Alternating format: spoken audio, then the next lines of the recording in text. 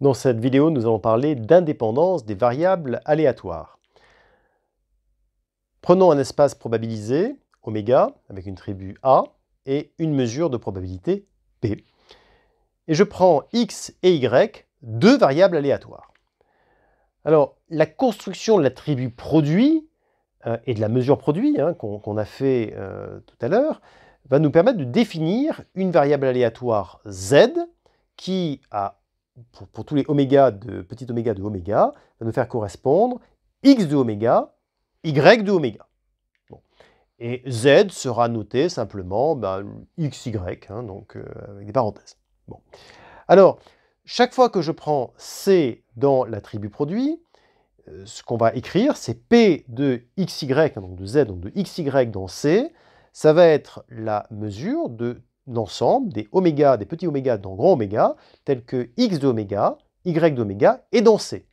Donc, ce qu'on est en train de dire, c'est que nous allons pouvoir définir une loi, la loi P de xy sera la mesure définie sur la tribu produit par, pour quel que soit C appartenant à cette tribu produit, eh bien, la mesure de xy appartenant à C, donc c'est la loi, c'est donc P de xy de C, ce sera la mesure de xy appartenant à C. Donc, lorsque C est égal à A croix B, avec A dans E et B dans F, dans les tribus correspondantes, eh bien, P de xy appartenant à C, ça sera exactement x de oméga, y de oméga dans A croix B. Donc, autrement dit, x de oméga dans A et y de oméga dans B, c'est-à-dire l'intersection de x de oméga appartenant à A, x de oméga appartenant à B, enfin y d'oméga appartenant à B, c'est-à-dire P de x appartenant à A et y appartenant à B. Voilà. Donc, vous voyez, grâce à la mesure produit et bien sûr à la tribu produit, on a la possibilité de définir cette variable aléatoire jointe, x, y, et voilà ce à quoi elle correspond. Alors, d'un point de vue application en termes de modélisation, c'est quelque chose qui va être très intéressant. Alors, reprenons notre exemple du temps nécessaire pour parcourir le kilomètre entre la porte de Vincennes et la porte Dorée sur le boulevard périphérique en respectant la limitation de vitesse à 70 km/h. Bon, alors on avait donné une distribution de probabilité P, qui était donnée par une densité, qui était celle qui est indiquée ici, sur un espace qui est 6/7 plus l'infini, muni de l'attribut de Lebesgue. Bon. Alors, je rappelle qu'on a la possibilité aussi de représenter ça par une variable aléatoire. Bon, je vais changer les notations. Au lieu d'appeler 6/7 plus l'infini oméga, je vais l'appeler E. Et maintenant, je vais avoir donc une application x qui va de oméga dans E, qui est une variable aléatoire dont la loi est une loi Px, dont la densité est la densité indiquée par cette fonction. Bon, donc ça, c'est la situation qu'on avait étudiée dans le chapitre précédent, chapitre 6.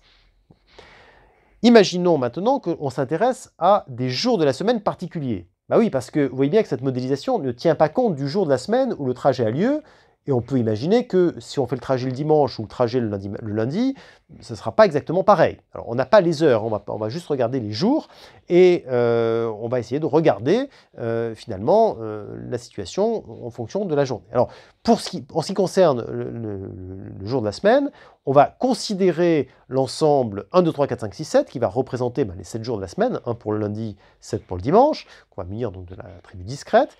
Et la modélisation qu'on va faire, c'est de dire que chaque jour est équiprobable.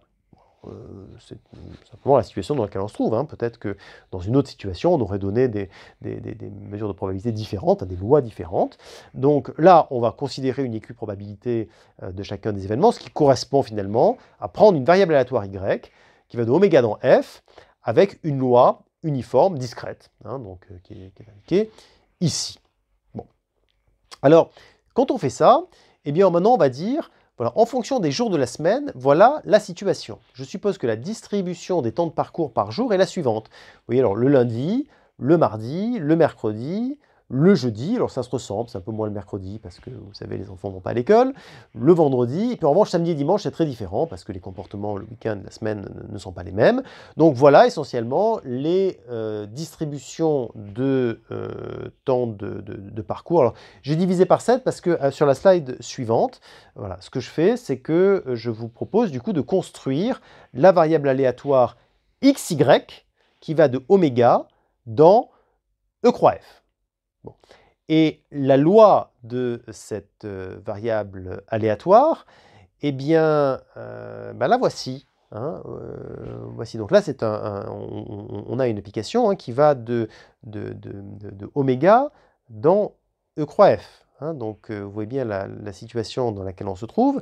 La question du coup, c'est de dire, à partir de cette variable aléatoire nouvelle, on peut estimer la probabilité pour que le trajet entre Porte de Vincennes et Porte Dorée dure entre 2 et 4 minutes les jours de la semaine. Vous voyez, ça, on peut l'estimer. C'est quoi? C'est P de XY de 2, 4, puisque c'est entre 2 et 4 minutes, croix 1, 2, 3, 4, 5. Voilà, donc ça, typiquement, voilà le type d'événement que l'on va pouvoir mesurer. Alors, vous voyez bien, regardez bien, vous voyez la loi de cette variable aléatoire. Hein, on fait tourner le graphe pour qu'on le voit bien. Donc voilà la loi de cette variable aléatoire. Et vous comprenez bien pourquoi, puisqu'on a, pour chacun des jours de la semaine, eh bien, une distribution de probabilité, une mesure pour chacun des temps de parcours. Voilà pour le premier exemple. Deuxième exemple, on va faire la même chose que précédemment, sauf qu'au lieu de regarder les jours de la semaine, on oublie les jours de la semaine, on va plus spécifier les jours de la semaine. On va faire la chose suivante, c'est on va prendre la voiture, on va regarder le temps de parcours, et puis quand on arrive à destination, on prend le dé, on prend un dé, on jette le dé, puis on regarde le résultat obtenu par le dé. Voilà, bon, donc voilà la situation. Bon. Dé qui n'est pas pipé, 6 faces, classique. Bon. Donc le dé, je vais le représenter par une variable aléatoire y, qui va donc de oméga dans f, donc f c'est 1, 2, 3, 4, 5, 6, loi uniforme discrète, puisque j'ai écrit probabilité, et ce que je vais faire, c'est que je vais regarder la manière dont, les temps de parcours en fonction du résultat du jeté de dés. Alors, regardons, donc si j'ai 1 à l'arrivée, voilà la distribution de probabilité. Si j'ai 2, la voici. Si j'ai 3, la voici. Si j'ai 4, la voici. Si j'ai 5, la voici. Et si j'ai 6, la voici. Bon, évidemment, ça se ressemble beaucoup. Oui. Intuitivement, on se doute bien que quand on jette le dé à l'arrivée, il n'y a pas vraiment de lien, d'influence entre le dé et le temps de parcours. Bon. Alors du coup, voilà. Donc on a ces lois de probabilité qui sont les mêmes. Et du coup, voici la variable aléatoire correspondant. Bon. Et puis je peux estimer du coup la probabilité pour que le trajet entre Porte de Vincennes et Porte Dorée dure entre 2 et 4 minutes et que je tombe sur un nombre impair lorsque je jette mon dé. Voilà. Et donc voilà donc la distribution de probabilité, autrement dit la loi de la variable jointe xy pour cet exemple 2. On fait tourner ce graphe pour qu'on le voit bien sous tous les angles. Donc voilà votre distribution de probabilité. Bon. Maintenant, je vous propose de comparer l'exemple 1 avec l'exemple 2. Bon. Alors, exemple 1 versus exemple 2. Dans l'exemple 1, la loi était la suivante. Dans l'exemple 2, la loi était la suivante. La loi de la loi jointe était la suivante. Alors, vous voyez, dans l'exemple 2, il y a quelque chose qui saute aux yeux. C'est que la probabilité de A croix B, c'est la probabilité de A croix la probabilité de B. En fait, ce qu'on est en train de dire, c'est que finalement, pour connaître le temps de parcours si le temps de parcours entre 2 et 4 minutes, pour savoir quelle est la probabilité que ce soit entre 2 et 4 minutes et qu'on tombe sur 3, essentiellement, il faut multiplier une probabilité par l'autre. C'est assez simple. En fait, ce qu'on est en train de dire, c'est que P de XY, c'est simplement le produit des mesures Px et Py. Finalement, la fonction qui est ici, vous allez pouvoir facilement l'écrire comme le produit de l'un par le produit de l'autre. Hein, vous voyez bien, hein, il n'y a pas de difficulté. Alors, de l'autre côté, dans l'exemple 1, est-ce que vous arrivez à écrire que la loi donc de P de xy, est-ce que vous allez arriver à l'écrire comme la loi Px fois une loi Py? Alors, je vous laisse réfléchir et trouver un Px et un Py qui vont faire que ça marche. Enfin, Px et Py, on le connaît, mais enfin, un produit de deux fonctions pour que ça marche. Je vous laisse y réfléchir. Bon, ben, ça ne marche pas. Hein, enfin, vous n'en trouvez pas. Hein. Manifestement, P de A croix B, c'est pas P de A, enfin, c'est pas Px de A fois Py de B. Hein. Manifestement, ce n'est pas le cas. On n'a pas P de xy qui est égal au produit des mesures. Bon. Alors, définition. Sur un espace probabilisé et deux variables aléatoires, on note Px la loi de x, Py la loi de y, P de xy la loi jointe, la loi conjointe, eh bien on dit que x et y sont indépendantes si P de xy est égal au produit des mesures Px par Py. Les lois Px et Py sont appelées les lois marginales de x et y, de la loi jointe. Alors ça modélise bien l'idée que l'on a de l'indépendance, intuitivement, hein, de l'indépendance de variables aléatoires, enfin des phénomènes. C'est-à-dire qu'on se dit, il y a un lien, une influence entre le jour de la semaine et le temps de parcours, mais il n'y a pas d'influence entre le fait de lancer un dé et le temps de parcours. En tout cas, on ne voit pas bien pourquoi il y en aurait une. Bon. Donc, dans un cas, on va avoir des variables aléatoires qui sont indépendantes. Donc, pour pouvoir avoir la loi jointe, c'est facile. Je prends les lois de x et les lois de y, et puis essentiellement, je multiplie. Hein, donc, c'est très simple à calculer. Dans le cas où les variables ne sont pas indépendantes, manifestement, je ne vais pas pouvoir déterminer la loi de la loi jointe, hein, la loi de la variable aléatoire jointe, à partir des lois de x et de y. Je pourrais toujours, à partir de la loi jointe, déterminer les lois marginales, c'est-à-dire Px et Py. Mais je ne pourrais pas remonter de Px et de Py à la loi de la variable aléatoire jointe, sauf bien sûr si je sais qu'elles sont indépendantes, et dans ce cas, je ferai le produit. Alors, je voudrais faire remarquer que x et y sont indépendantes, les deux variables aléatoires, si et seulement si, chaque fois que je prends A dans l'attribut E et B dans l'attribut F, eh bien la probabilité de x appartient à A, y appartient à B, donc c'est un et, c'est la probabilité de x appartient à A fois probabilité de x appartient à B. J'ai réécrit les choses d'une certaine manière. Hein. Là, on n'a pas... C'est simplement une réécriture. Pourquoi? Parce que ce que je suis en train de dire, c'est que si je regarde, quel que soit A appartenant à E, quel que soit B appartenant à F, P de X appartient à Y appartient à B égale P de X appartient à P de X appartient à B, c'est équivalent à simplement écrire P de xy appartient à croix B égale P de x de A fois P de x de B. Donc ce que je suis en train de dire simplement, c'est que je vais avoir l'égalité avec la loi, avec le produit des mesures, hein, simplement. Bon, donc à ce stade, le sens direct, c'est par définition, hein, donc c'est forcément vrai. Et puis la réciproque, comme elles sont définies et coïncident sur un pi-système, forcément c'est vrai aussi. Donc vous voyez, pas de difficulté, c'est simplement une reformulation de ce qu'on vient de dire. Alors, une autre proposition, si je prends deux variables aléatoires, eh bien, elles sont indépendantes si et seulement si, pour toute fonction bornée mesurable f et g, l'espérance de f de x fois g de y, c'est l'espérance de f de x fois l'espérance de g de y. Comment démontre-t-on ça? Bon, je vais partir du fait que l'indépendance de x et y c'est équivalent à la formule qu'on vient de donner il y a un instant. Et puis, je vais vous faire remarquer que P de x appartient à y appartient à b. Hein, ça veut dire que c'est la mesure de x-1 de a inter x-1 de b. Bon, donc je vais écrire les choses de la manière suivante, c'est que l'espérance de la fonction indicatrice de x-1 de a fois la fonction indicatrice de y-1 de b, ça va donc être égal, hein, j'écris simplement ce que signifie p de x appartient à a, p de x appartient à y appartient à b, c'est donc voilà l'espérance avec les fonctions indicatrices. Bon. Alors, la fonction indicatrice de x-1 de a, hein, regardez bien ce que c'est, hein, la fonction indicatrice de x-1 de a de oméga, donc ça vaut 1 si oméga est dans x-1 de a, et 0 sinon. Donc ça veut dire que ça vaut 1 si x de oméga appartient à a, et 0 sinon. Oui, d'accord, donc c'est la fonction indicatrice de a de x de oméga.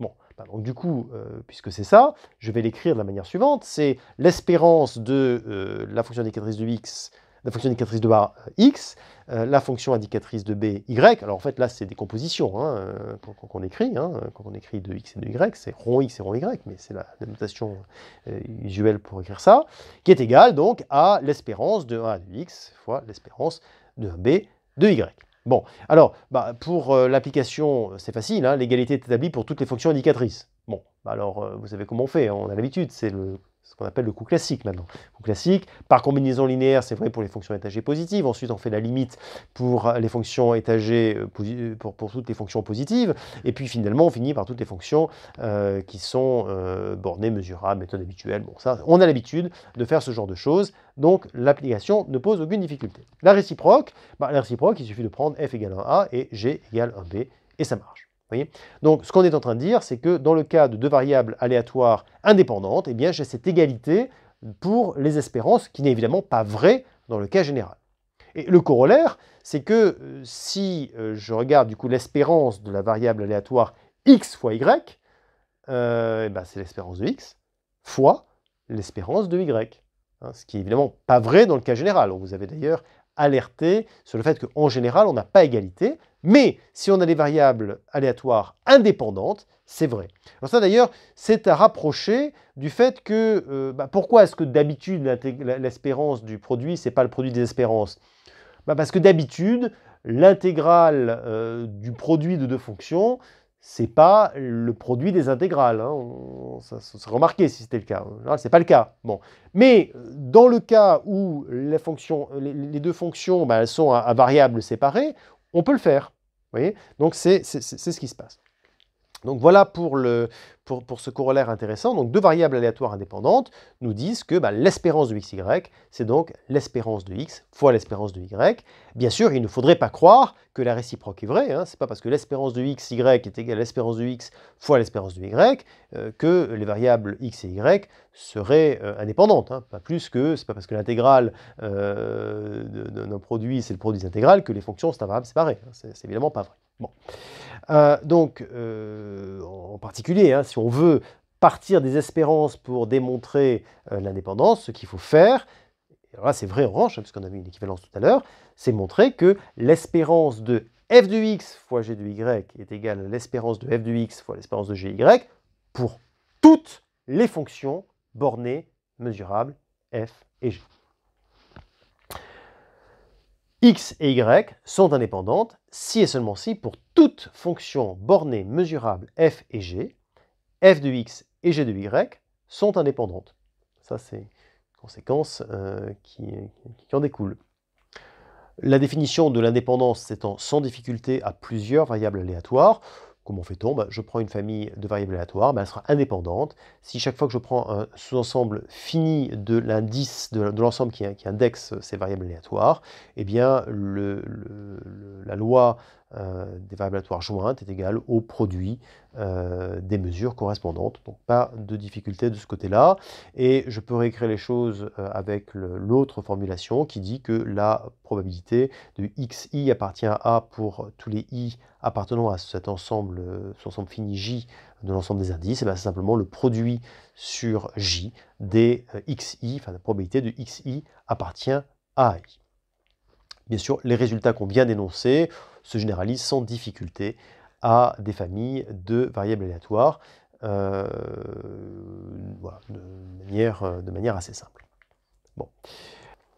Alors on va définir maintenant la notion de tribu indépendante. Donc je prends un espace probabilisé, je prends des familles AI de sous-tribus de A, c'est-à-dire de sous-ensembles qui ont une structure de tribu.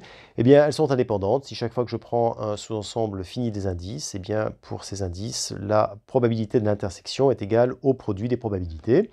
Et une propriété intéressante, c'est qu'une famille de variables aléatoires est indépendante si et seulement si les tribus engendrées le sont. Comment est-ce que ça se démontre? Ben, simplement en décrivant la définition d'une tribu engendrée par une variable aléatoire, hein. C'est l'ensemble de toutes les images réciproques de tous les éléments de la tribu. Et simplement, si on écrit la probabilité de l'intersection, on va obtenir le fait que c'est égal au produit des probabilités si et seulement si on a la probabilité des x qui est donc dans AI, qui est égale à la probabilité, au produit des probabilités. Donc pas de difficulté majeure pour cette démonstration. Dans le chapitre suivant, chapitre 8, nous allons examiner un cas particulier, qui est le cas où les ensembles E et F sont R. Hein, dans ce cas, on appellera ça un vecteur aléatoire de R2, et puis on généralisera au cas des vecteurs aléatoires dans Rn, enfin dans Rd, donc de dimension supérieure ou égale à 3.